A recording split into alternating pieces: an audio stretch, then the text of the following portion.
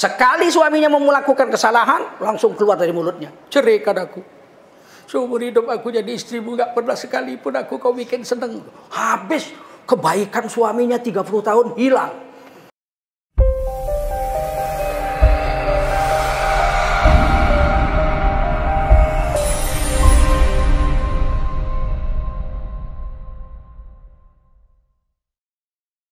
Siti Aisyah radhiyallahu anha, istri Rasul tercinta, yang digelar si kulit merah, Humaira, si pipi merah. Rasulullah itu, Siti Aisyah radhiyallahu anha itu memang pipinya merah. Kalau istri kita, kalau kita tampar baru merahnya. Digelar Humaira, masya Allah. Siti Aisyah radhiyallahu anha itu merah wajahnya. Wajah yang tercantik itu merah. Kemerahan, yang kedua keputihan, putih. Yang ketiga kuning. Itu yang tercantik wajah manusia yang soleh itu 3. Yang paling bagus kemerahan, yang nomor 2 putih, yang nomor 3 kuning. Siti Aisyah radhiyallahu anha mengatakan, ya Rasul, kenapa 50 perempuan dalam neraka, 1 laki-laki dalam neraka? Pertama, memang banyak wanita dari laki-laki nanti di akhir zaman. Yang kedua, memang wanita ini banyak dosanya. Berapa banyak kata Nabi? Kata Siti Aisyah, berapa banyak yang menyebabkan wanita masuk neraka? 2. Berapa? 2. 2 sih nggak banyak. Iya, tapi payah mengalahkannya. Apakah yang 2 itu yang menyebabkan 50 wanita masuk neraka, 1 laki-laki masuk neraka? Pertama, wanita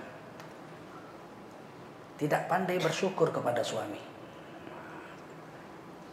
Ada aja salah suami itu. Apalagi akhir zaman ini. Suaminya di rumah aja kena bentak. Di rumah aja. Bosan, pergi. Wah, suaminya pergi nggak pulang-pulang. Pulang dibentak lagi. Gak usah pulang sekalian, mati sekalian. Susah sekarang jadi suami itu susah. Di rumah aja kena bentak. Pulang terlambat kena bentak, ya kan? Pulang bawa duit banyak kena bentak juga. Dari mana duit sebanyak ini? Ngerampok. Salah juga. Pulang nggak bawa duit kena bentak juga. Kok gak bawa duit? Hujan gerimis dari pagi sampai sore gimana? Gak laku jual es krim. Goblok, udah tahu musim hujan jual es krim. Memang serba sial jadi suami hari ini. Itu istrinya waktu dilamar miskin tuh. Bagaimana kalau istrinya waktu dilamar sekaya Siti Khadijah? Bagaimana lantangnya dia kepada suaminya? Penyakit wanita 1, tidak pandai bersyukur. Makanya kalau ada wanita bersyukur dengan suaminya, tak usahlah seperti Bunda Khadijah, jauh banget. Ya, bersyukur terhadap suaminya. Seperti istri Bung Karno yang pertama lah, Ibu Inggit, ya enggak? Ibu Inggit dari mahasiswa, Bung Karno itu dibiayai, ya enggak? Sama begitu jadi presiden, lepas. Ibu Inggit pasrah pulang kampung. Kurelakan di kau pergi. Tak usahlah sehebat itu. Hebat Ibu Inggit. Sudah difilmkan katanya, saya belum nonton. Tapi saya sudah baca kisahnya sejak remaja. Kalau wanita ini ngerti aja perasaan suami, ya, sabar aja sedikit dengan suami, menghargai suami, bersyukur punya suami. Selamatlah dia 50% dari ancaman neraka. Semuanya mengancamnya cuma 2. 1, nggak syukur sama suami. Padahal wanita itu punya harga diri karena punya suami. Setinggi apapun pangkat jabatan wanita itu, cantiknya seperti bintang film yang terkenal di dunia. Badannya hebat, bahenol, kaya raya, kulitnya kuning kemerahan. Kalau nggak punya suami nggak ada harga diri. Hebat si anu itu. Nah, si Fulanah bin Fulan itu. Kenapa? Dokter, cantik, kaya, pejabat tinggi, bahenol, segala macam. Hebat kan? Nah, nggak hebat. Kenapa? Nggak laku kawin. Nggak laku kawin. Nggak hebat. Kalau si anu itu udah pendek, tonggek, pesek. Iya, tapi lakinya udah 3. Mati, kawin lagi, mati, kawin lagi, mati, kawin lagi. Mana lebih hebat? Si pendek, tonggek, pesek itu? Atau yang bahenol, cantik, cakep, nggak laku kawin itu? Ternyata harga diri seorang wanita itu terletak pada suaminya. Kalau istri ada suami, seorang wanita ada suami, apapun yang dia buat orang maklum.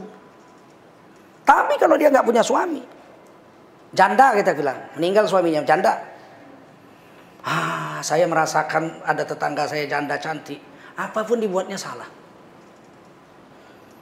Di rumah aja dia salah, di rumah aja mentang-mentang cantik, laki udah nggak ada, mati kau nggak makan sama anakmu nanti. Pergi, keluar kau rumah, cari makan, anakmu itu tanggung jawabmu. Dulu ada lakimu, bisalah kau duduk-duduk di rumah. Sekarang sudah nggak ada laki, tahu diri. Kena marah dia sama tetangganya dia di rumah. Begitu dia keluar cari makan, tetangga berbisik. Pergi pagi-pagi dia, dandan pergi pagi-pagi cari makan. Apa kata tetangga? Pagi-pagi udah pergi.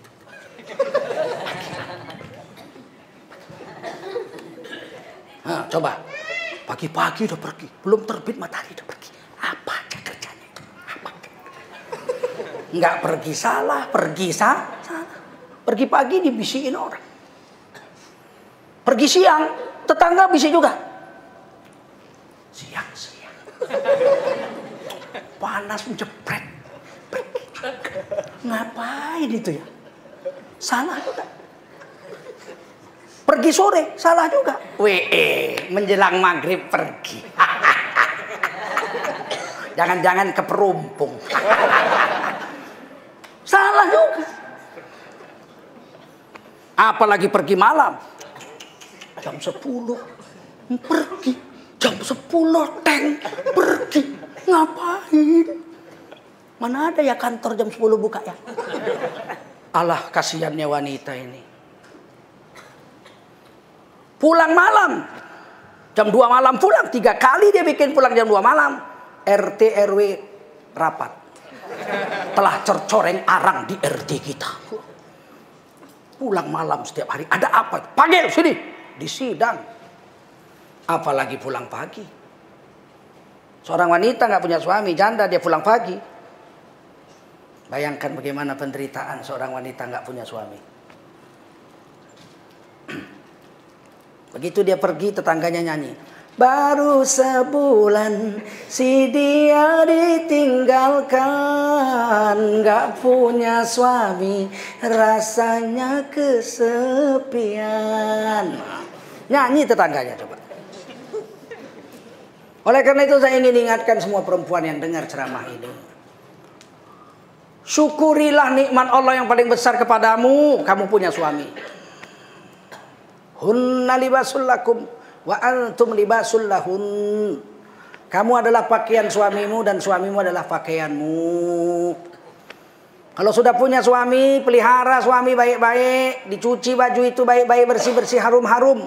Karena kalau kau urus suamimu, yang punya nama kamu.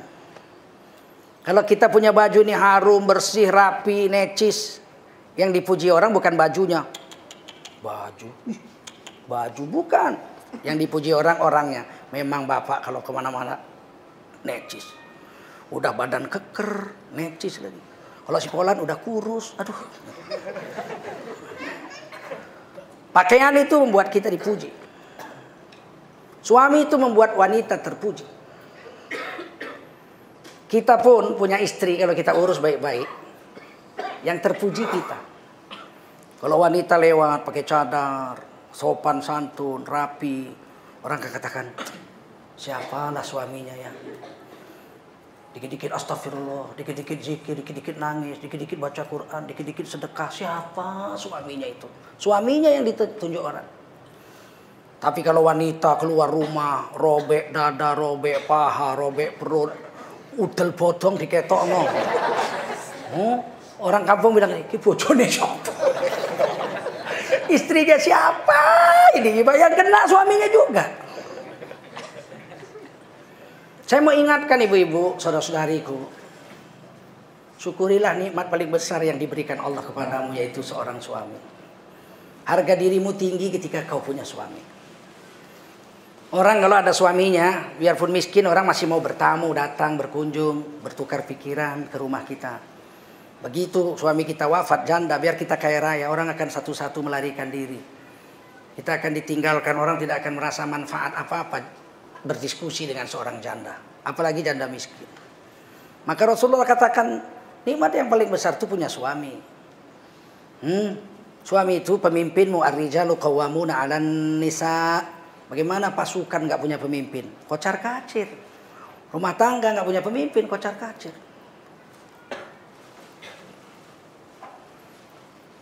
Kesalahan wanita yang pertama yang menyebabkan dia masuk neraka adalah tidak syukur pada suami. Ada seorang raja Bani Umayyah, raja sultan. Dia kawin dengan seorang perempuan kampung yang miskin, rumah pun nggak punya. Tapi cantik jelita dia nikahi. Ditinggalkan di istana, dikasih emas, permata, segala macam, dihidupin senang pakai baju sutra. Oh, hidup bahagia, makan nggak pernah kurang. Satu hari dia bilang sama suaminya, aku kepingin dibikinkan kolam lumpur. Kepingin mandi-mandi di lumpur. Cobalah. Oh, memang dasar orang miskin. Mau nostalgia, mandi-mandi di lumpur. Dibikinkan kolam lumpur. Berenang-renang di lumpur seharian. Mandi air bersih lagi. Makan enak. Tetap aja dibilangnya, suamiku ini nggak pandai membahagiakan aku. Banyak permintaanku nggak dipenuhinya. Ada aja salah. Sekali suaminya mau melakukan kesalahan, langsung keluar dari mulutnya, ceraikan aku. Seumur hidup aku jadi istrimu, nggak pernah sekalipun aku kau bikin seneng. Habis kebaikan suaminya 30 tahun hilang. Gara-gara sekali suaminya khilaf membuat satu dosa, 30 tahun kebaikan suaminya bisa hilang. Ini makanya banyak wanita terjerumus dalam neraka. Yang kedua apa ya Rasul? Kata Siti Aisyah radhiyallahu anha.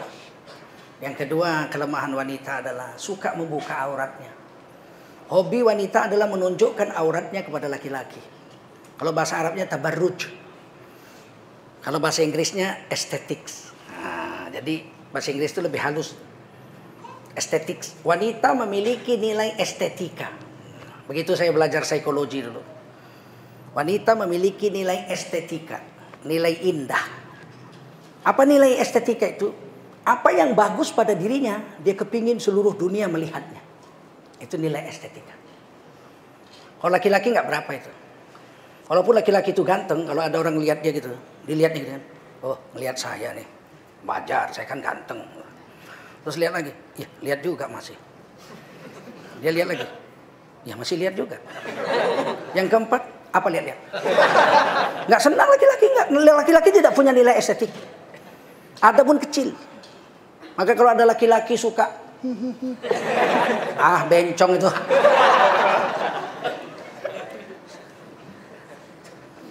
Kalau wanita iya. Estetika wanita lihat. Dia duduk di bus. Kita duduk di bus depan-depanan nih, hadap-hadapan. Kita liatin gitu. Walaupun dia sudah nenek-nenek umur 55 tahun. Kita liatin gitu. Dia akan lihat gini kan. Masih lihat. Masih itu lihat saya. 5 menit dia lihat sana, dia lihat lagi. Masih lihat juga. Mulai itu. Masih lihat ya. Lihat ketiga. Masih lihat juga. Mulai membasahi bibir.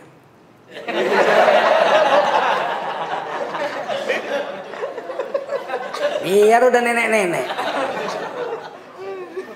5 menit lihat lagi, masih lihat juga. 5 menit lihat lagi, mulai nyanyi-nyanyi halus itu.